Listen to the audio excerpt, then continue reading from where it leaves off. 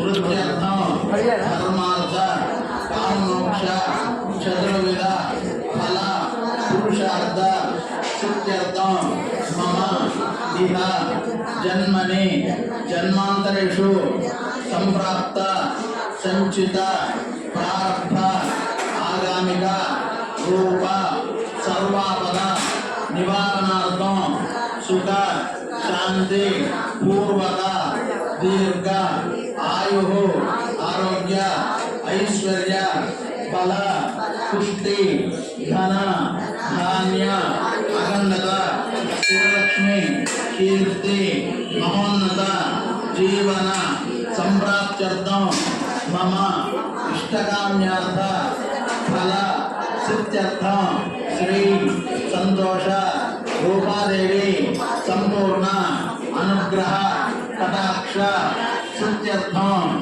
श्री संतोष रूपादेवी उद्यापन कलश पूजा समये आदौ निर्विघ्नेन परिसम वाक्यर्थम श्री संतोष रूपादेवी ध्यान आवाहनादि षोडश उपचार पूजनं च करिष्ये।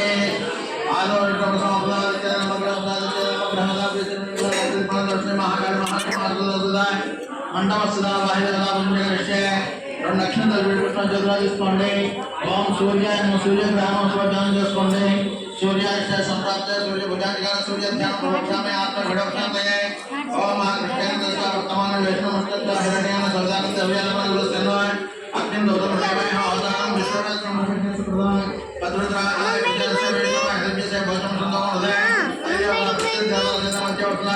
सूर्यग्रहमाह्य साप्यां पूजयामि अक्षत गौरव स्नान करंडे यजमानस्य अभिमुखे करमे मरण नक्षत्र चतुर्दशकोंडे ओम चंद्राय चंद्रग्रहण सूर्यानु कुचकोंडे चंद्राष्टक संप्राप्त चंद्र भुजन जगह चंद्र ध्यान रोक्षामि मनः पीडोक्षामय ओम चतुर्दशकोंडे ओम भद्रद्राय भजनस्य विष्णुय यजमानस्य भोजनं प्रदाय गौरवमय सल्लाह दक्षिण जय मुझे दिव्य साजस्पदे अस्मिनां दिवाने भानाकारणाय कुलग्रहमावाह्य साप्यां पूजयामि अक्षत गौरव ममात्र यजमानस्य अभिमुखे करमे मरण नक्षत्र चतुर्दशकोंडे ओम गुरुग्रह मंत्रोच्चारण చేసుకోండి.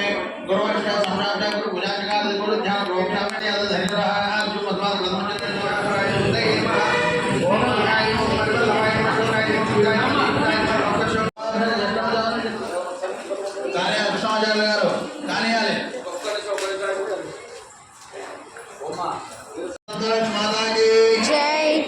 అమ్మ ముచ్చట్లేదు గట్టిగా పడతాయి కానీ అమ్మవారికి జరిగిందని కూడా కష్టం అవుతుంది.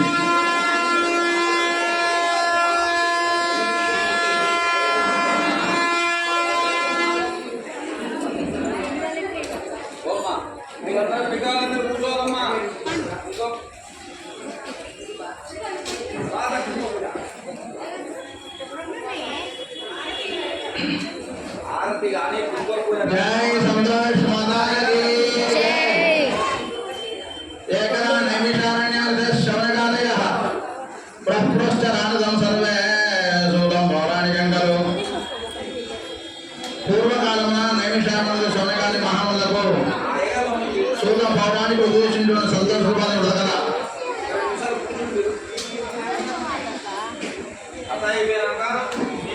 వెళ్ళిపోయి ఇక్కడి నుంచి చోటు పెట్టుకున్నాడు.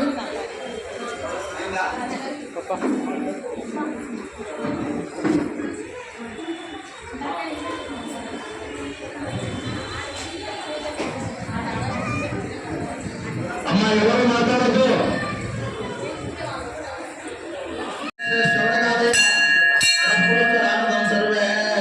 పౌరాణికంలో పూర్వకాలమున నైమిషానంద శ్రవణకాల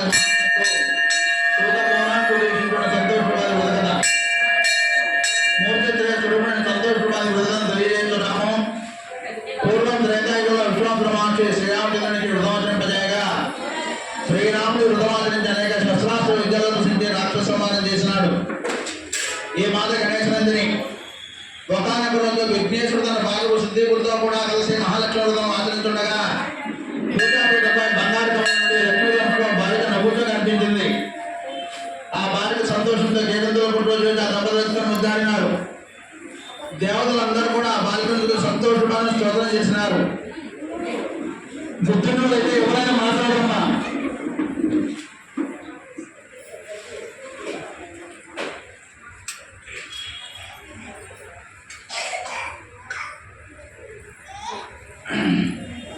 దేవతలందరూ కూడా అమ్మవారిని చూసి ప్రార్థన చేసినారు. త్రిమూర్తులు ఈమెను పూజించిన వారికి అనికోట్లు తిరుమలగా వరించినారు. ఈమెగా గణేష్ నందిని అని పేరు. నంది అనగా కామధేనువు గోమాత కూతురు నందిని. కావున ఆ పేరున పిలువబడి ఈమె కామధేను వల్ల గౌరవ కోట్లను తెలుస్తున్న భావము. అందువల్లనే ఈ పూజా విధానంలో గోమాతను పూజించి వృత ప్రసమాప్తి చేయాలి. అన్ని రూపాలు ఈ మాతలు కావున తల్లి రూపాలను పిలువబడుతున్నది. అట్టి మాతను అర్పించి ధరించినటువంటి శ్రీమతి శ్రీకృష్ణ పుణ్యవంతుల వ్రత కథ. పూర్వము శోభీన్ నగర్ వృద్ధ శ్రీకరుడు కుమారుడు 6 రూపాయలు సంపాదించేవారు. 7వ వారు శ్రీకరుడు భగవద్భక్తి నీతి నిజాయితీ భద్రపట్ల గౌరవం వినయ విధేయత గలవాడు. కానీ సంపాదన లేదు. సంపాదన లేని అతన్ని అందరూ హీనంగా చూసేవాడు. ఆఖరి తల్లి కూడా నిజంగా చూసేది. అంతేకాకుండా సంపాదన 6 కుమారులు తిరిగి వదిలినటువంటి ఇంగిల్ వార్తలను శ్రీకరుడు పెడుతూ ఉండేది. శ్రీకర్ భార్య శ్రీమతి మహాసాధ్వి తన భర్త తల్లి కూడా నిజంగా చూసి గిరివర్తనం పెట్టడం సహించలేక బాధపడి ఒకనాడు భర్తతో చెప్పింది. శ్రీకరుడు ఆ మాటలు నమ్మలేదు. ఒకరోజు వంటింట్లో పడుకొని దొంగదాడుగా అంతా చూసి శ్రీమంతుడు యథార్థం గ్రహించి డబ్బు సంపాదించిన పట్టుదలతో వెంటనే ఒక పట్టణంలో ప్రయాణమయ్యాడు. ఆ సమయంలో శ్రీమతి పిడకలు చేస్తూ ఉన్నది.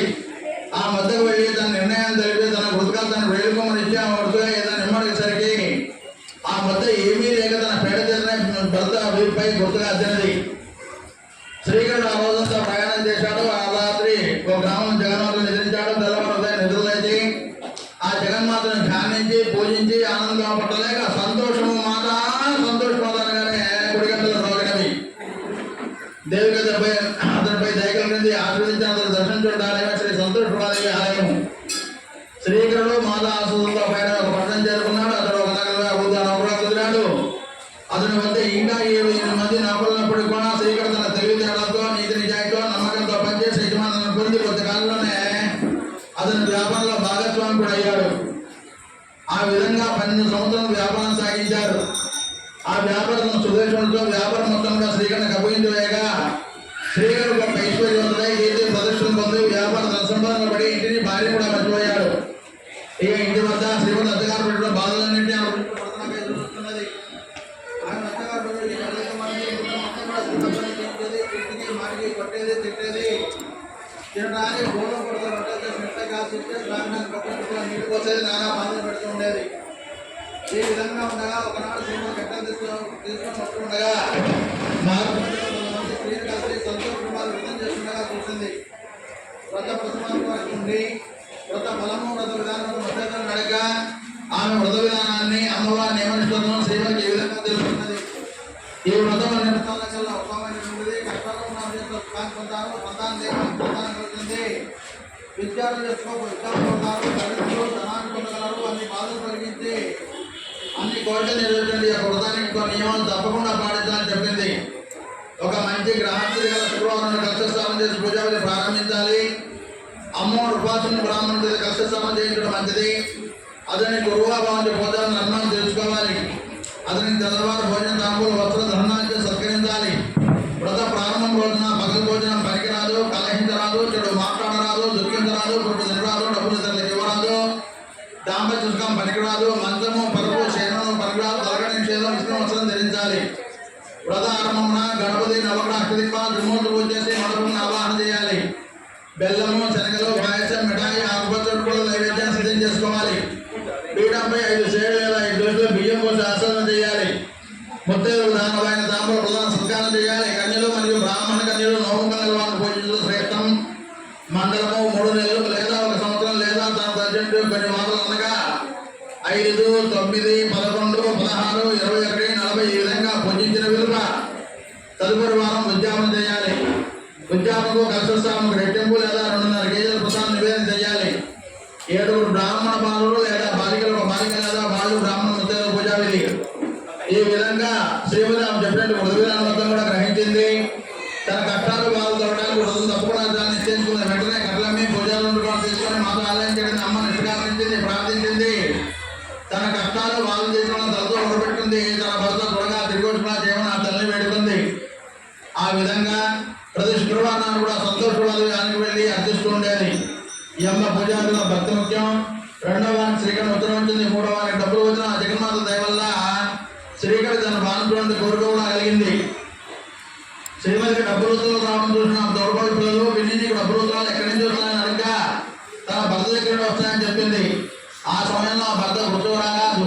విధంగా జన్మ సంతోషపాది వెనక్కి వెళ్ళి అమ్మను ఈ విధంగా ప్రార్థిస్తుంది. మాదే నమస్తుభ్యం రూపిణ్యాం వా సంతోషిన్యై మాదే మమ క్లేశం హరిణ్యాం వా సదా సంతోష రూపకారుణ్యే సుధాం పాలయవనతి మాలయ తవ చరణం శరణం మమ సుదే సుధాపూరం ప్రణతమం ప్రేమ పూర్వకమం. అమ్మ నాకు డబ్బులు అవ్వలేదు, నీ ఆస్తులు కావాలి, నా భర్తను తేవలుగా బసవపాధ్యాన్ని ప్రసాదించు, నన్ను కరుణించమని ప్రార్థించింది. ఆ రూపాయలు ప్రసన్నమై ఓ శ్రీమతి నీ భర్త పొడవడం సిగ్గుమని కలిగింది. ఆ రోజు రాత్రి జగన్మాత శక్తి చూడని సంతోషపాది 18 సంవత్సరాల చూడని కళాలు శ్రీమతి నేరగాదుకొని భర్తను దారిలో కలుసుకున్నప్పుడు అనిపించింది. శ్రీమతి తన భర్తగా వెళ్ళింది. మార్గ మధ్యలో భర్తను కలిసింది. శిష్యుగారి వస్తుందని చెప్పాడు శ్రీకరుడు. శ్రీమతి శ్రీకరులు ఇద్దరు కూడా అమ్మవారి పాత్రుడి శాస్త్రంగా ప్రసాదించారు. ఉద్యాపనది ప్రారంభమైంది. ఆ పుణ్యం పఠించాలనుకుంది మాత.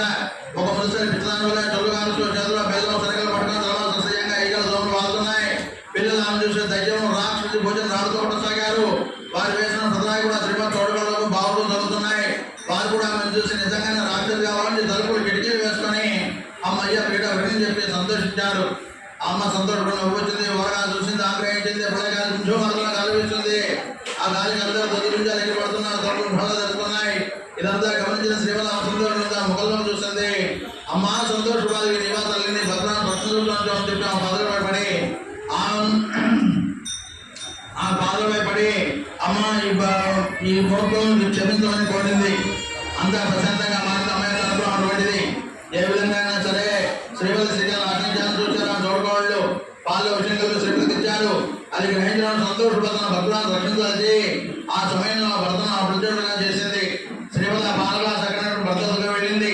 శ్రీమతి పెద్దోడు కుమారుడు అప్పుడే ఇక్కడికి రావడం, ఆ పాలు త్రాగి క్రిందపడి ప్రాణులు క్షణాల్లో జరిగింది.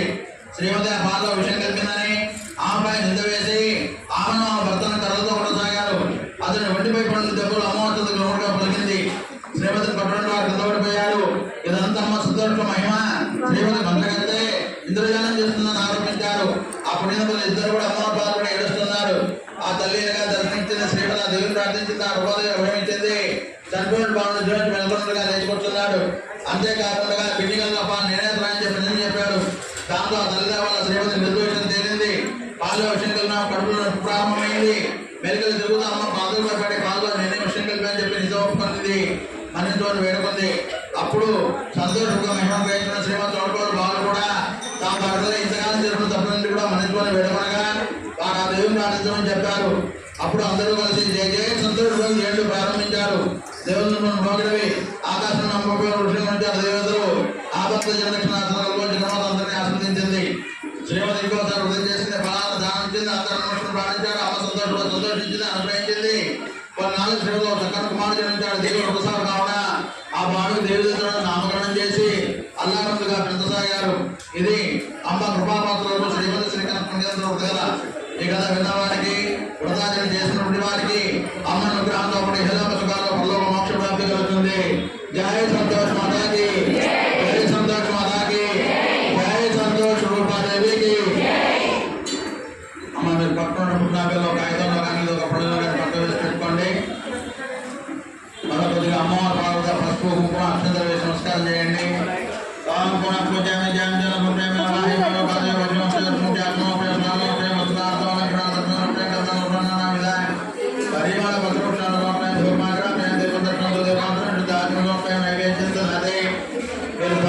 పుట్టాల కాకుండా మిగిలిన పుట్టాల బెల్లం మీదకి ఒక చుక్క నీళ్ళతో నైవేద్యం పెట్టండి.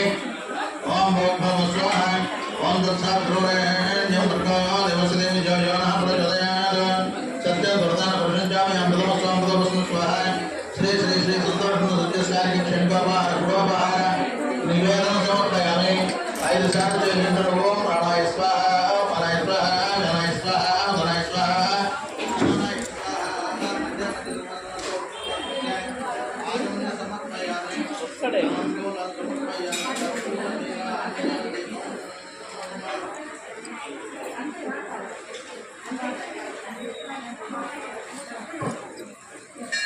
తరపు నుంచి అమ్మవారి గురించండి.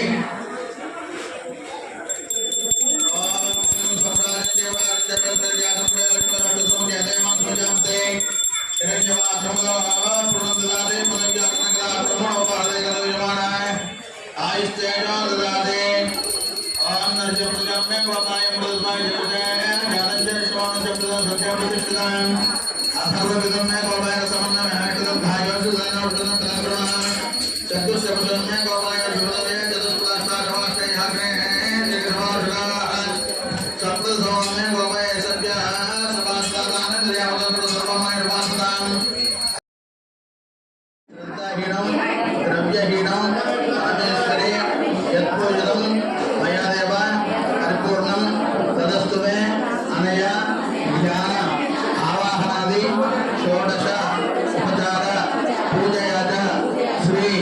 సంతోష రూపాదేవి సుప్రీత సుప్రసన్న వరద భవతు.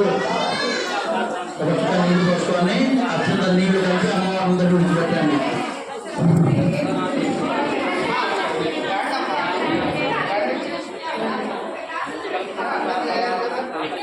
కలశాన్ని గౌరవాన్ని కదిలించండి.